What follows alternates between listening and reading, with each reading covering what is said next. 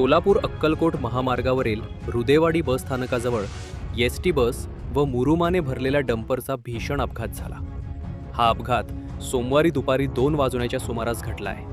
अपघातानंतर डंपरने पेट घेतल्याने 2 प्रवाशांचा मृत्यू झाला आहे। दरम्यान याबाबत पोलिसांनी सांगितले की अक्कलकोटहून गाणगापूरकडे जाणाऱ्या बसला रुदेवाडी बस स्थानकाजवळ मुरुमाने भरलेल्या डंपरने समोरून धडक दिली। या धडकेत एसटी बसचे प्रचंड नुकसान झाले आहे। अपघातानंतर पुढे जाऊन डंपर उलटला आणि डंपरने पेट घेतला। बसमधील अनेक प्रवासी किरकोळ तर काही प्रवासी गंभीर जखमी झाले आहेत। या अपघातात 2 प्रवाशांचा मृत्यू झाला असून मृत्यूचा आकडा वाढण्याची शक्यता पोलिसांनी वर्तविली आहे।